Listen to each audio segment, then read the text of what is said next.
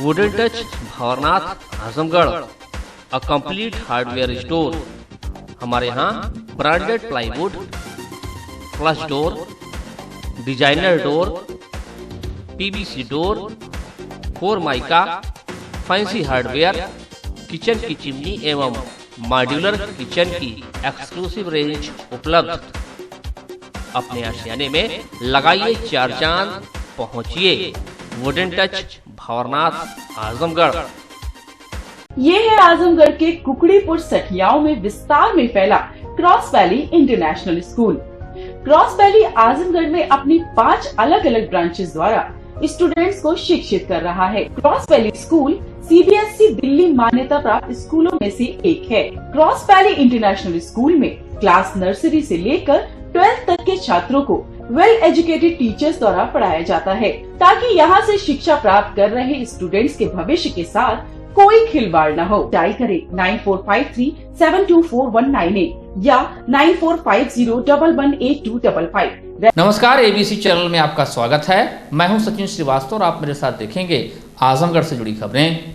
आइए नजर डाल लेते हैं आज की खास खबरों पर। आजमगढ़ शहर कोतवाली के अटलज टैंक मोहल्ले के ज्योति निकेतन स्कूल के निकट सोमवार अहले सुबह पति पत्नी को गोली मार दी गई।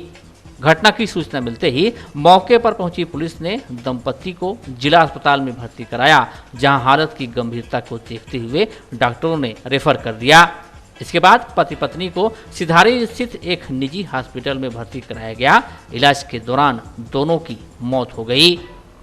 किराए को लेकर दंपति को गोली मारने का आरोप मकान मालिक राकेश राय और उनके पुत्र नीतीश राय पर लगा है। पुलिस मकान मालिक और उनके पुत्र को हिरासत में लेकर पूछताछ कर रही है। मिली जानकारी के अनुसार मृतक 40 वर्षीय संजीव सिंह पुत्र भानु प्रताप सिंह अहरवाला थाना क्षेत्र के आसिलाई गांव के निवासी थे। 35 वर्षीय साधना सिंह उनकी पत्नी थी। संजीव सिंह शहर के सिविल लाइन मोहल्ले में मोटर पार्ट्स की दुकान चलाते थे और करीब 7 साल से शहर में किराए का मकान लेकर परिवार के साथ रहते थे। लॉकडाउन होने की वजह से उनकी दुकान काफ़ी दिनों से बंद चल रही थी। परिवार आर्थिक तंगी से गुजर रहा था। ऐसे में इकलौता 8 साल का बेटा एक सप्ताह पूर्व अपने गांव चला गया था। संजीव सिंह और उनकी पत्नी घर पर मौजूद थीं। संजीव सिंह करीब 6 माह का किराया मकान मालिक को नहीं दे पाए थे। मकान मालिक बार बार किराया मांग रहा था। इस बात को लेकर दोनों के बीच पहले भी कहासुनी हुई और एक दूसरे को देख लेने की धमकी दी गई। सोमवार सुबह मकान मालिक और उनके बेटे से कहासुनी होने लगी। विवाद इतना बढ़ा कि गोली चल गई। संजीव सिंह और उनकी पत्नी साधना सिंह घायल हो गए। गोली दोनों के पेट में लगी। मौके पर पहुंची पुलिस ने दोनों को अस्पताल में भर्ती कराया। मृतक संजीव सिंह के भाई संतोष सिंह ने मकान मालिक पर गोली मारने का आरोप लगाया है। गाड़ी ऐसी कुछ नहीं है, 4:30 बजे पता चला कि गोली लगी है। किसको लगी गोली? हमारे छोटे भाई को। क्या आप किसी के ऊपर आपको शक भी है क्या? मकान मालिक के ऊपर। मकान मालिक मारे हैं, मगर डॉक्टर साहब बता रहे हैं कि दोनों गोली एक ही जगह लगा है, एकदम सेम लगा है, एकदम एक ही जगह है गोली। अगर मान लीजिए कोई मारेगा तो हड़बड़ में इधर उधर गोली लग सकती है, मगर डॉक्टर साहब बता रहे हैं कि एकदम एक ही जगह गोली। हाँ, एक इनको वहीं पर लगी, उनके बगल उनको लगी, पति पत्नी। आप क्या लगता है? हमें कुछ ऐसी जानकारी है नहीं, 4:30 बजे जानकारी है। कई सालों से रहते थे? 5-6 साल। वहीं मकान मालिक राकेश राय के पड़ोसियों की माने तो संजीव सिंह ने पत्नी और अपने को खुद गोली मारी है। संजीव ने मकान मालिक को सबक सिखाने की धमकी दी थी। 4:30 बजे मैं उठी थी, लैट्रिन में थी, साफ बात है। अंदर मेरा गेट ताला ही बंद है। अंदर से सुनी कि गोली चल रही है तो मैं सोची, कंफ्यूज हो गई कि बंधे से गाड़ी जा रही है। एक गोली उधर कंफ्यूज हो गई, एक गोली इधर कंफ्यूज हो गई कि गोली ये कुछ मुझे मालूम ही नहीं गोली है कि ये लगा कि गाड़ी का टायर और फटा है। तो इधर भी आवाज कंफ्यूज हो गई, फिर मैं जाके सो गई। मुझे फिर कुछ पता नहीं चला। क्या आपका कोई किराया? वो बता रहे थे कि किराए वाली नहीं है, 5-6-7 महीने बाकी था कुछ। तो ये लोग बोले कि नहीं है तो कोई बात नहीं, लेकिन कमरा खाली कर दीजिए। और हाँ, कोई बात नहीं, लेकिन आप खाली कर दीजिए। तभी भी तो उनको मान जाना चाहिए। तो फिर बाद में बताने लगे कि आप और रसीद दे दीजिए अपना बना करके हम किराया हम कमरा कल खाली करेंगे। तो वो अपना बना के दे दिए। तो उनकी औरत गई तो धमकी देने लगा कि तुम जाओ तो मकान मालिक के साथ कैसे बात करते हैं। तो वो बोले कि आप मकान मालिकिन के साथ कैसे बदतमीजी से बोल रहे हैं, कैसे बदतमीजी से बोल रहे हैं। ये बस इतना ही कह के चली आई। कह तुमको मैं सबक सिखा के रखूंगा। इतना बात हो किराएदार मकान मालिक को बोले। एसपी सिटी पंकज कुमार पांडे ने बताया कि किराए को लेकर विवाद था। मुकदमा दर्ज कर आरोपी मकान मालिक और उसके पुत्र को हिरासत में लेकर पूछताछ की जा रही है।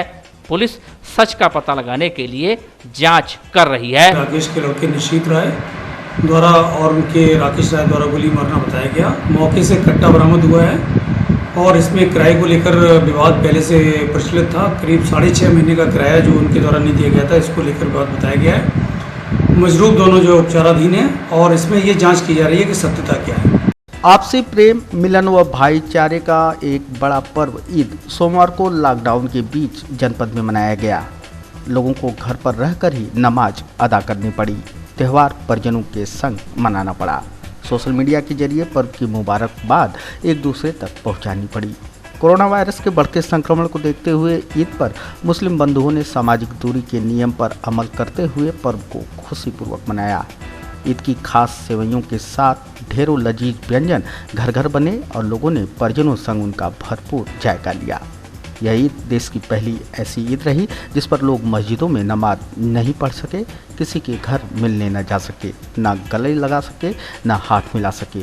इस पाक मौके पर इस बार मस्जिदों में रौनक नहीं दिखी। नए नए कपड़ों में बच्चों की वह मस्ती जो माहौल को खुशनुमा बनाती थी नदारत रही। लोगों ने अपनी और दूसरों की सेहत का ख्याल रखते हुए ईद का पर्व मनाया। हम लोग नहाए धोए हैं सुबह, उसके बाद नमाज पढ़े, उसके बाद सेवई खाए हैं, उसके बाद अपने दोस्तों को दावत दिए हैं, उसके बाद सब के घर नहीं गए हैं, अपने घर है बस। नए नए कपड़े पहने हैं सब लोग, टोपी लगाए हैं, खुशियाँ बना रहे हैं। एक दूसरे घर जाना मना, आप कैसा लग रहा है आपको? अच्छा नहीं लग रहा है। आज ईद का त्यौहार है, मजे धूम के बनाया। नमाज और सुबह नमाज पढ़ी, उसके बाद अच्छे अच्छे कपड़े पहने और बाहर नहीं निकले। आज घर में कैसे पकवान बने थे? घर में सेवई, गुलाब जामुन, दही बड़ा, अच्छे पकवान बने। कैसा लगा खाने में? अच्छा। एक दिन बाहर नहीं जाना कैसा लग रहा है आपको?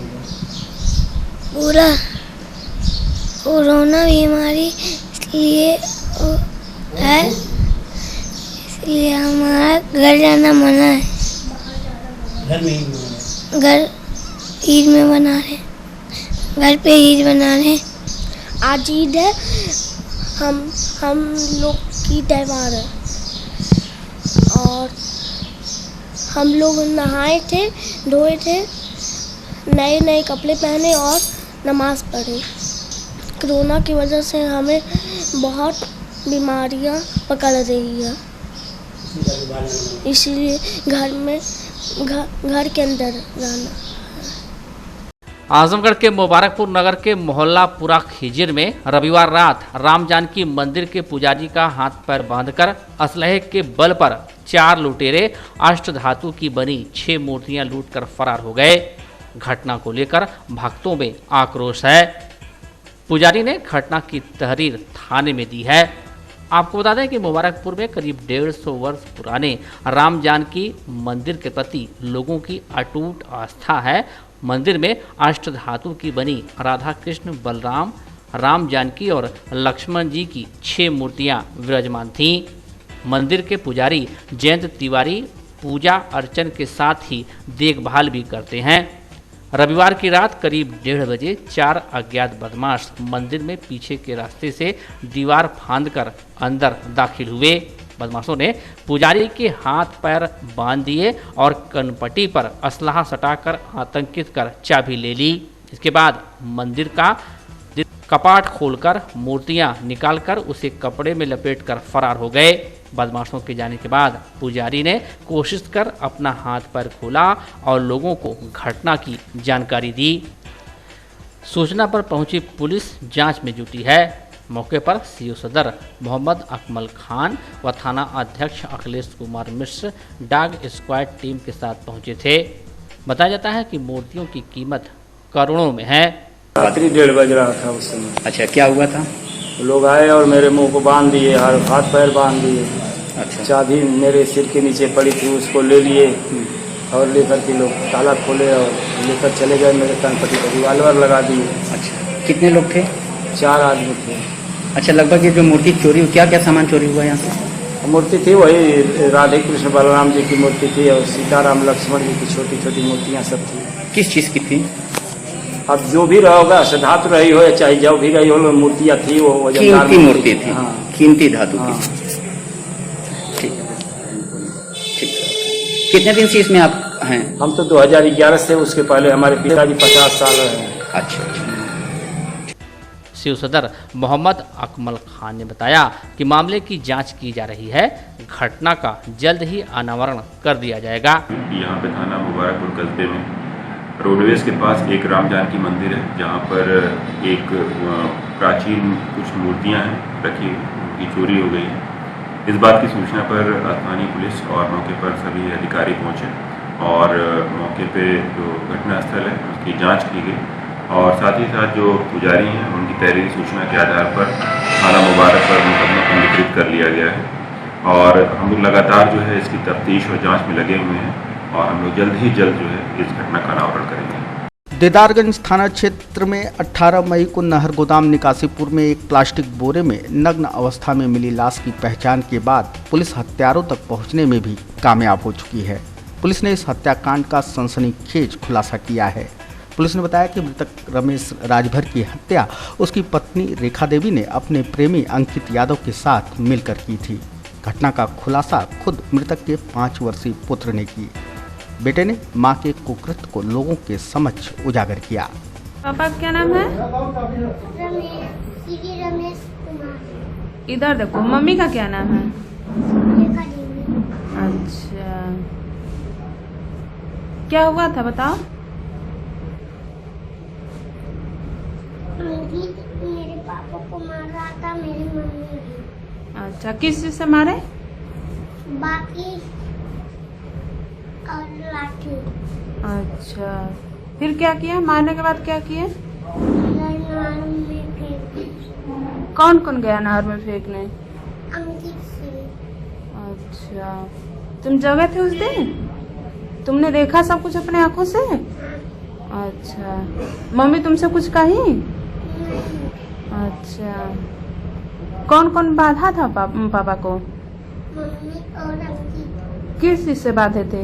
रस्सी से। अच्छा, फिर किस में भरे?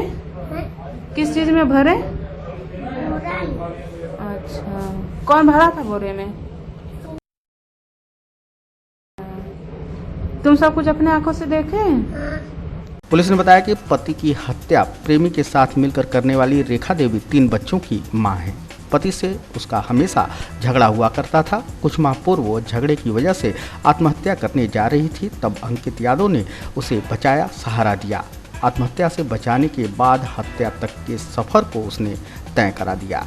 पुलिस अधीक्षक ग्रामीण नरेंद्र प्रताप सिंह ने बताया कि लॉकडाउन के दौरान पति पत्नी के बीच एक बार फिर कहासुनी हुई और फिर पत्नी ने प्रेमी के साथ मिलकर सुनियोजित तरीके से पति को मौत के घाट उतार दिया। 18 तारीख को दीदारगंज के एक पुल के नीचे बोरे में भरी हुई एक अज्ञात व्यक्ति की लाश मिली थी। इसके शरीर पे कोई कपड़े नहीं थे, बल्कि नंगा था वो, उसकी पहचान नहीं हो पाई थी। हमारे वहाँ के SHO धर्मेंद्र कुमार सिंह ने बड़ी मेहनत किया उसमें और उसकी पहचान हुई। वो पड़ोसी गाँव का वहीं का एक लड़का सुरेश राजभर था वो, और उस जानकारी हुई कि उसकी पत्नी ने अपने प्रेमी के साथ मिलकर उसकी हत्या कराई थी। क्योंकि लॉकडाउन में सब लोग अपने घर में ही इस समय रह रहे थे विगत 2 महीने से, और वहीं लोगों में कहा सुनी हुई, काफ़ी दिक्कतें लोगों में आपस में आई। उसकी पत्नी ने अपने प्रेमी को रात में बुला करके इसको नशी गोली खिला दिया, ये सो गया जब वहाँ पे, तब अपने प्रेमी के साथ हत्या की गड़ासे से, और हिंदवाड़ी को लोगों ने छुपाने के लिहाज से लाकर उसको फेंक दिए थे यहाँ पे।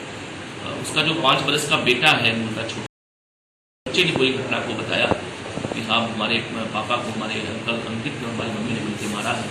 उसके बयान के आधार पर उसकी पत्नी और उसके प्रेमी को पकड़ के लाया गया था। इससे घटना हुई ताबरपुर थाना क्षेत्र के बनहरा गांव में हत्या, लूट व डकैती की योजना बनाते हुए 6 अंतर जनपदीय बदमाशों में से 4 को पुलिस ने मौके से धर दबोचा है। इनकी गिरफ्तारी के लिए पुलिस को लंबी मुठभेड़ करनी पड़ी। बदमाशों की गोली कप्तानगंज थाने के दरोगा रत्नेश दुबे के बगल से निकल गई और वे बाल बाल बच गए। मुठभेड़ के दौरान 2 बदमाश भागने में सफल जरूर हुए। आजमगढ़ जेल में निरुद्ध गैंग के सरगना मनीष पाठक और जौनपुर जेल में निरुद्ध राजन यादव ने इनको हत्या, लूट व डकैती की कई घटनाओं को अंजाम देने के निर्देश दिए थे। गिरफ्तार चारों बदमाशों में से अवनीश प्रजापति निवासी गोठांव आजमगढ़, राहुल यादव निवासी सिसरेड़ी आजमगढ़, दुर्गा यादव निवासी जीएनपुर आजमगढ़ व आनंद विश्वकर्मा निवासी जफराबाद जौनपुर ने बताया कि केरागत के ग्राम प्रधान संजय सिंह, भीरा बाजार निवासी मुन्ना सिंह यहीं के रिक्की अग्रहरी की हत्या को वे प्लान कर रहे थे। इसके साथ पहलना, खरिहानी बाजार व शाहगंज में एक जनसेवा केंद्र को लूटने की उनकी योजना थी।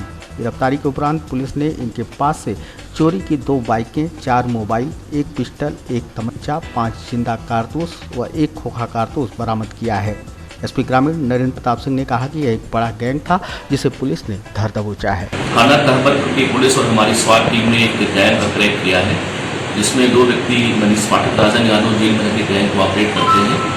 उनके 4 लड़के सुबह से हम गिरफ्तार हम लोगों ने किया है, और उनकी गिरफ्तारी से जानकारी ये हुई कि वो एक जौनपुर में थाना कराकत में संजय सिंह चौहान की, और एक वीरा बरदा में मुन्ना सिंह की, और एक बरदा में रिक्की अग्रहरी की हत्या करने की उनकी योजना थी।